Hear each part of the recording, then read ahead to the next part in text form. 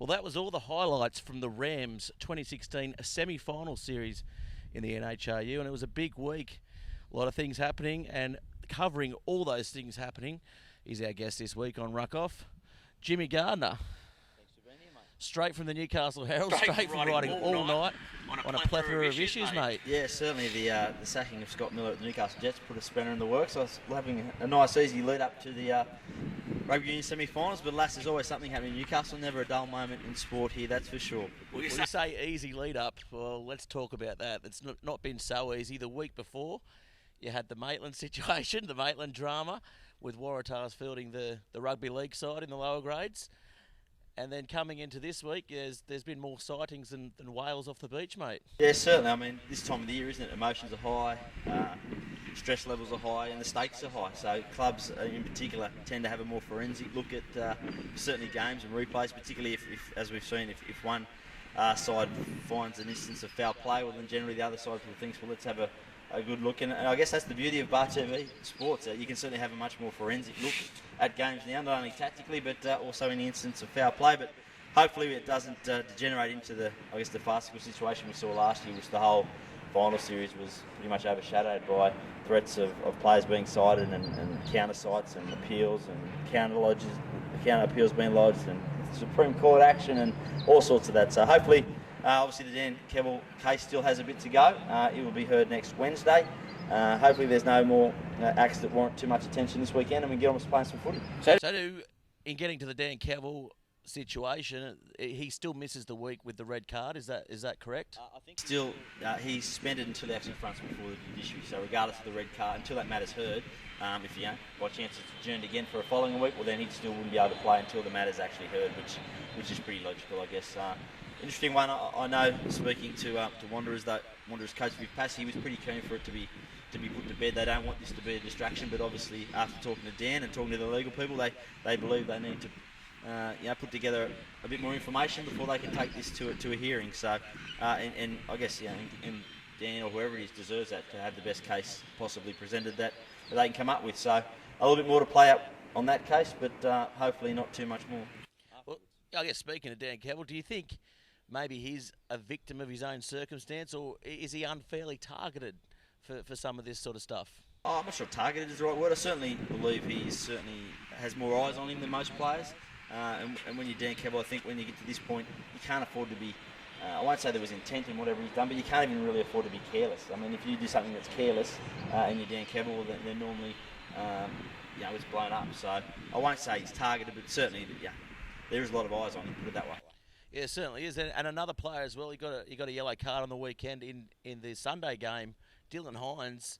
I think he was unfairly targeted in that situation. I don't think he deserved the yellow card for that. And Waratahs as well have asked for that to be, I guess, downgraded post-match. Yeah, asked that to be reviewed, and having seen the replay of it, they've probably got a fair point. Didn't look to be a great deal in it, but I guess when these things happen on the field at pace, the referee and the linesman have got an instant to make a decision. I think it's glad that these things are being reviewed. This new Australian Rugby Union disciplinary guidelines, I'd never heard of an off-field yellow. Yeah, what is this off-field yellow? Well, it's part of the Australian Rugby Union guidelines where if an incident goes before a citing commissioner and he doesn't believe it's of a red card threshold, he can retrospectively issue a yellow card, which... That's ridiculous. That's the most ridiculous thing I've ever heard. And it's it's no blight on what the NHRU citing commissioner's doing. I mean, he's just playing within the rules, but that is the most ridiculous rule I've ever seen. And like, I read something on Facebook this week by one-time peer and clean-skinned Mick Gill saying leave this stuff on the field, and what are we going to do next? Take away tries on Tuesday through a review system. I mean, it's ridiculous. Yeah, I think it's certainly over the top, and that's, for mine, not what a citing commissioner is there to do. He's there to judge whether something deserves to be heard by Judiciary or not be heard by Judiciary. He's not really a judge and executor in the same instant, if you know what I mean. But they're the guidelines. They're the guidelines that the NHU have adopted, and they're the guidelines that a number of zones have adopted, from what I understand. But yeah, it is. It would certainly be interesting if something like that happened grand final week, let alone the semi-final week, which we've seen two instances of this week. So you'd hate for someone to miss out on a massive game by something that's happened retrospectively. Well, we're enjoying our partnership with the Newcastle Herald as well at the moment, Bar TV. It's very good, And I'm going to ask you all the hard questions here today, Jimmy. Hayden Gavin, Southern Beaches, he was the guy that got counter-sided, I guess.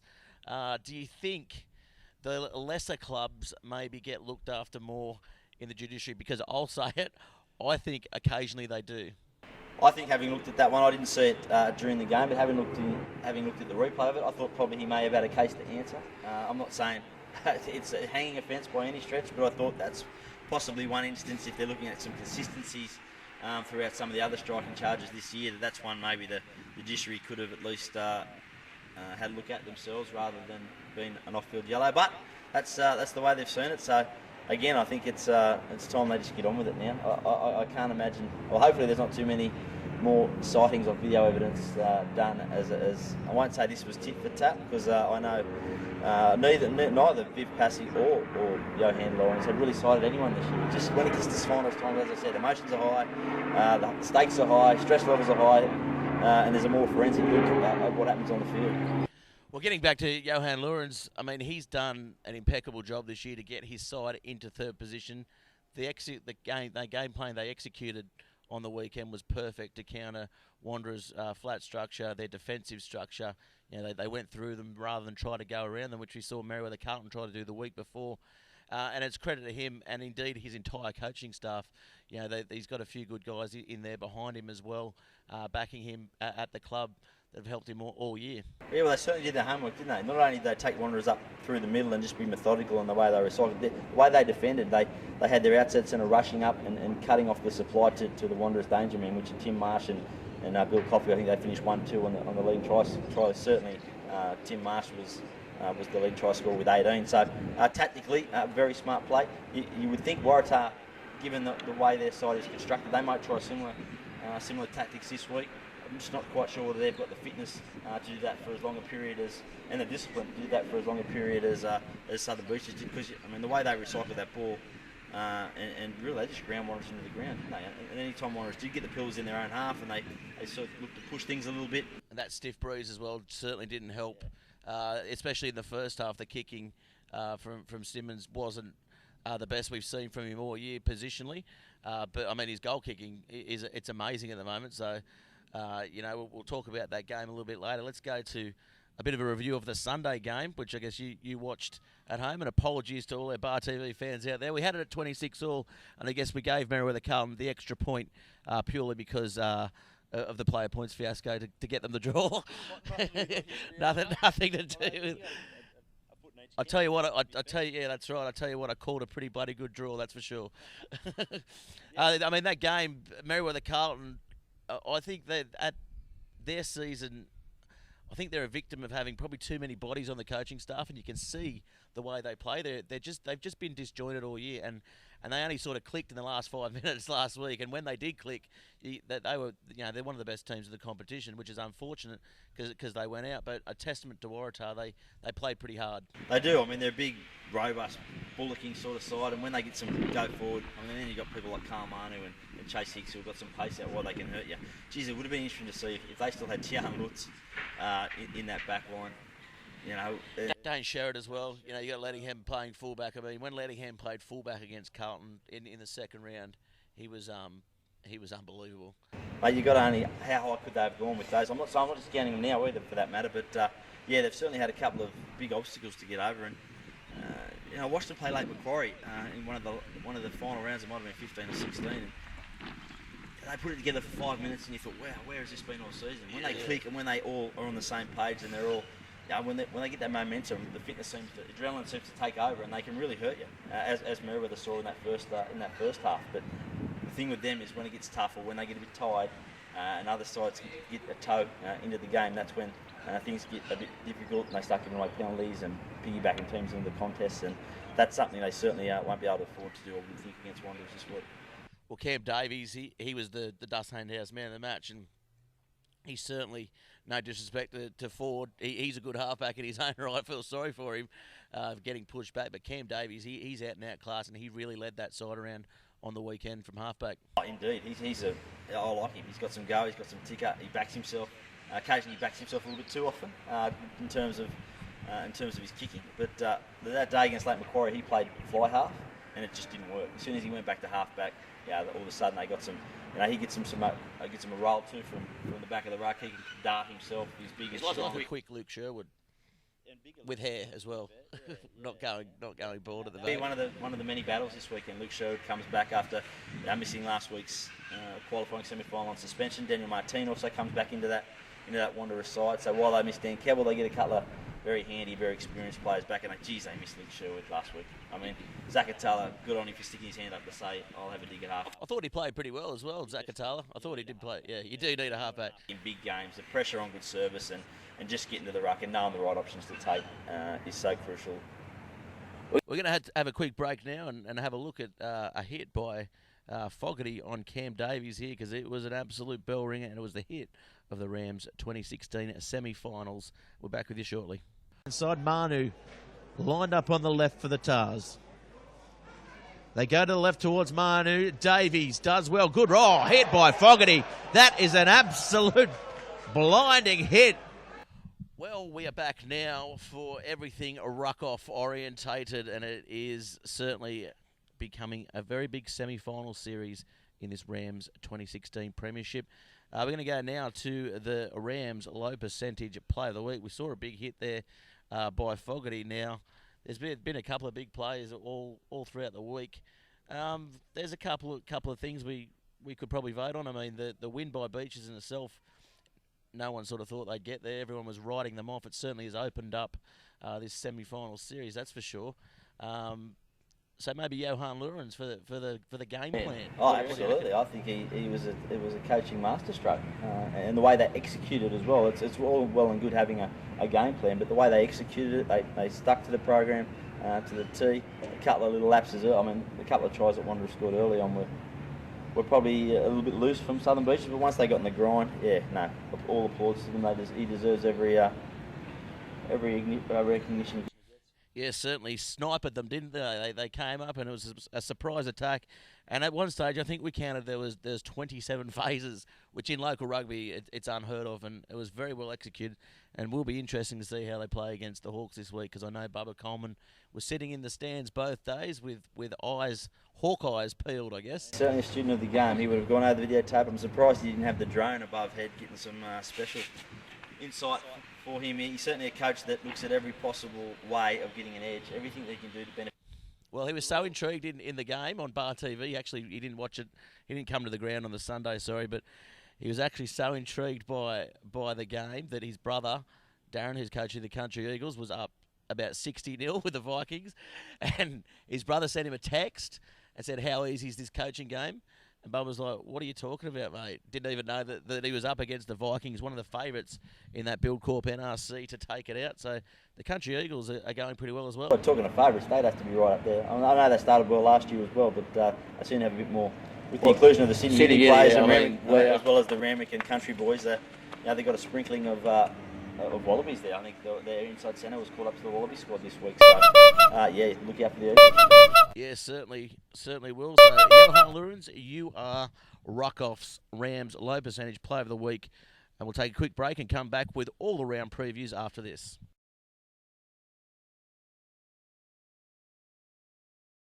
Well, we're into the second stage now of this Rams 2016 semi-final series, and it's a couple of big games this weekend. Hamilton v Southern Beaches, Saturday fixture.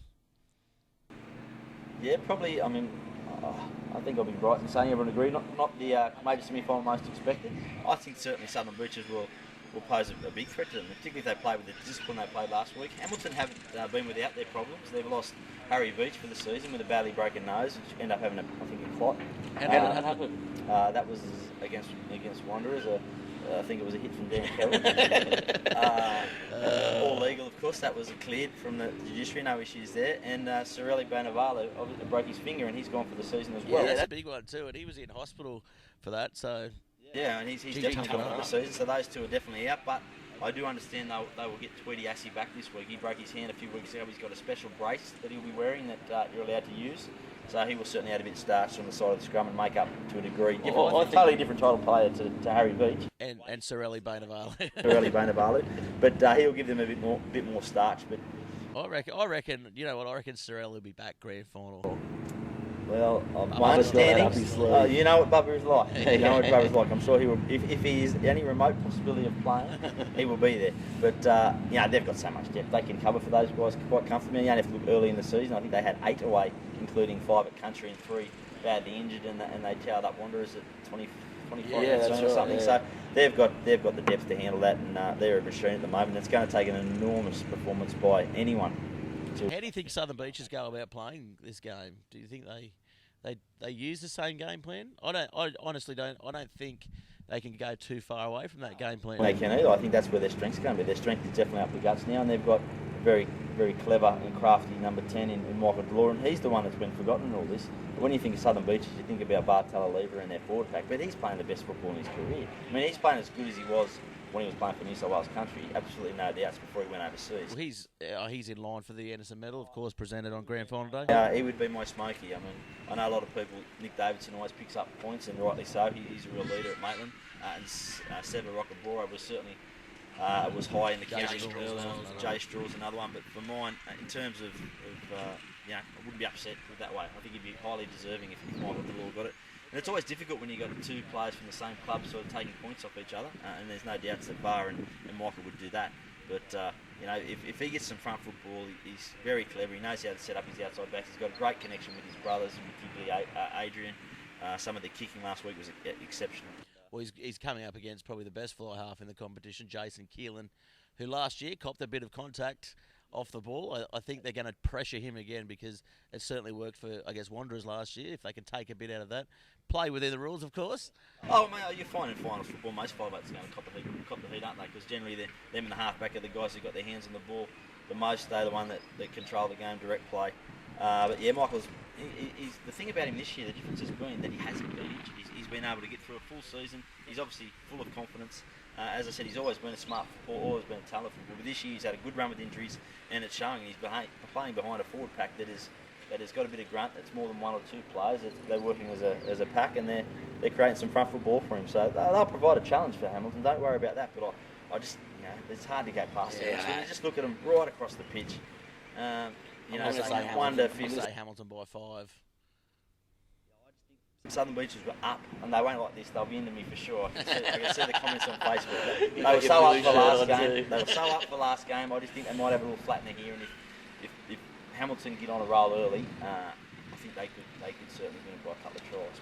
But happy to be proven wrong. Yeah, definitely. I think Hamilton will be victorious. I think it's going to be a little bit closer, given it is a semi-final. Given that Southern Beach is apparently organising a couple of buses to come here this week. Club feel behind it. You got to again. It's not just the head coach. You got to applaud what they're doing out there. They have come together as one. And every time I speak to one of the players over the last month, they've all been saying that since everyone's got on the same page. It's not just about first grade. The whole club had a big get together, and we all said if we want to go anywhere, we need to do this, this, and this. And credit to them, they're followed up on it. They've all bought in, as the popular saying seems to be nowadays. I'll tell you who's bought in. The next team who's who we're gonna preview. They've certainly bought in well this year. That's the Waratahs coming up against the Wanderers in what's going to be a very physical match. Both teams play pretty physically, and as you mentioned before, Dan Martini, he's the big impact player that's back in for Wanderers this week. He was sorely missed last week, just his wide running. I know Dan Kebbell picked up a little bit of the slack when he was on the field, but I mean, Dan Martini, he seems to make 3 or 4 line breaks a game, gets them on the front foot, and I think he could well be the difference. He's a lot fitter this year as well, and doing a lot more work around the paddock too. He's learning the game. You've got to remember, he's only his second year playing rugby, but he's certainly a game breaker. He just runs great lines, and he has a habit of just sticking his head through the defensive line and popping a pass, or once he gets through, he's got such strong leg drive, he can break through tackles. But for mine, if you go back to the game in the final round against Meriwether Carlton, some of his hits was Oh no, yeah. He got 10 in the bin for one hit, and it was, I mean, he did lift him past the horizontal, but he's just got such good technique, and along with Cal Groff as well, another underrated defender for this Wanderers pack, and of course Ben Ham played really hard last week.